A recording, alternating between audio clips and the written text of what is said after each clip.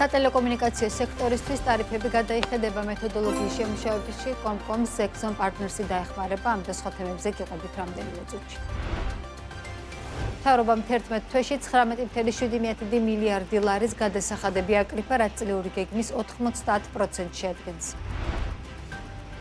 საქართველოს დერეფანში ტრაილერების მიერ გადახდილი თანხა 9.155.4 მილიონ ლარამდე შემცირდა.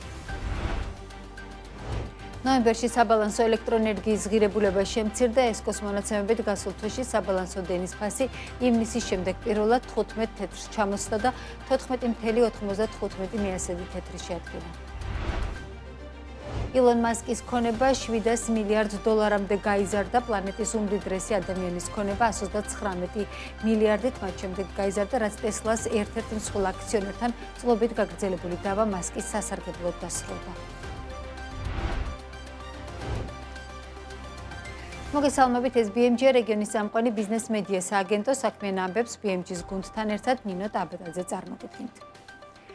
11 თვეში მთავრობამ თითქმის 20 მილიარდის გადასახადები აკრიფა, ფინანსთა სამინისტროს ხაზინის მონაცემებით 11 თვეში ბიუჯეტში 19.7 მილიარდი ლარი შევიდა, რაც წლიური გეგმის 90% შეადგენს.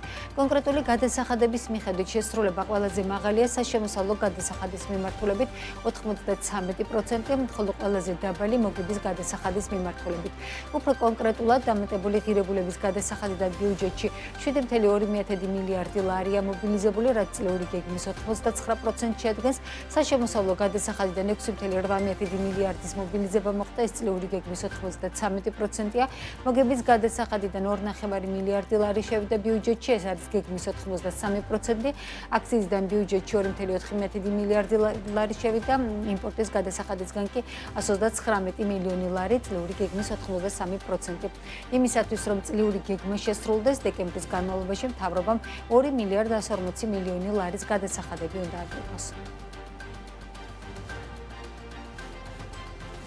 საქართველოს დერეფანში ტრაილერების მიერ გადახდილი თანხა 9 მილიონით შემცირდა. სახელმწიფო ხაზინის მონაცემებით 11 თვეში ბიუჯეტში გზად სარგებლობიდან 155 მილიონ 400.000 ლარის მობილიზება მოხდა, ეს 5.5%-ით ნაკლებია შარშანდელ მაჩვენებელზე. ამასთან წელს ნოემბერში საქართველოს დერეფანი 218.875 ტრაილერმა გამოიყენა, საიდანაც გადასახადის სახით ბიუჯეტში 13.6 მილიონი ლარი შევიდა. მთლიანობაში წელს საქართველოს გზებით ვერტის გადასატანად 444.000-ზე მეტმა სატვირთომ გამოიყენა.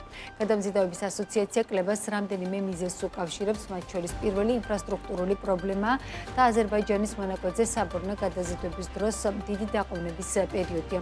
ქართველი გადამზიდავები კიდევ ერთ პრობლემაზე საუბრობენ, რაც ყაზახეთში განხორციელებულ საკანონმდებლო ცვლილებას უკავშირდება, რომლის თანახმადაც საქართველოს ტერიტორიაზე შემოსული და სხვა სატვირთოებში გადატვირთული ტვირთი ყაზახური ავტომობილებით, ან პირველ საწყისი ქვეყნიდან წამოსული ავტომობილებით უნდა გადაიტვირთოს, შესაბამისად ევროპის ტერიტორიიდან ქართულ საბაჟო ტერმინალებში გადმოტვირთული ტვირთი ყაზახეთის ტერიტორიაზე ან მის მიღმა ქართველი გადამზიდავების მიერ ვეღარ გადაიზიდება.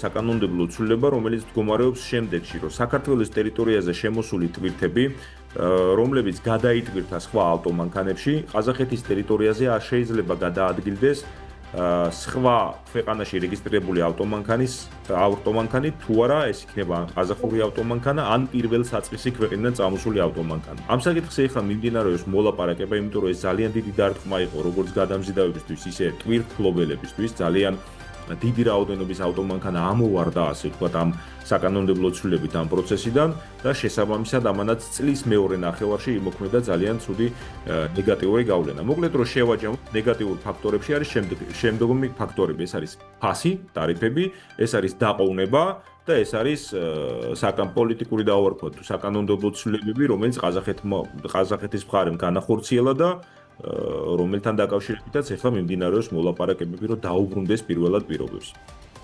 კომუნიკაციების კომისიას ტარიფების მოდელისა და მეთოდოლოგიის შემუშავება 9 მილიონი ევრო დაუჯდება. მარეგულირებელს მომსახურებას Exxon Partners Group მიაწვდის, რომელთანაც გამარტივებული შესყიდვის ხელშეკრულება გაფორმდა. სატენდერო დოკუმენტაციაში წერია, რომ კომპანიამ უნდა უზრუნველყოს საკომუნიკაციო ჯებზე დაშვების საბითუმო ტარიფების გაანგარიშება, მათ შორის შესაბამისი ტარიფების გაანგარიშების მოდელისა და მეთოდოლოგიის შემუშავება. ასევე იურიდიული პირი აბონენტებისთვის შეთავაზებული მაღალი ხარისხის მომსახურებისთვის გამოყოფილი არხებზე საბითუმო დაშვების ტარიფების გაანგარიშება უნდა შემუშავდეს კომისიის გადაწყვეტილების ფარგლებში განსაზღვრული სპეციფიკური ვალდებულებების ფარგლებში მობილურ ქსელზე დაშვების მომსახურებისთვის საბითუმო დონეზე ეროვნული როუმინგის MVNO-სა და კოლოკაციის ტარიფებიც. Exxon Partners Group-ის მომსახურება მოიცავს ინტერნეტ რესურსებთან დაშვების, ანუ IP ტრანზიტსა და ფიქსირებულ ფართოზოლოვან ინტერნეტ ქსელზე დაშვების საბითუმო ტარიფების გაანგარიშებასაც. მომსახურების ვადა 2027 წლის 30 აპრილით განისაზღვრა.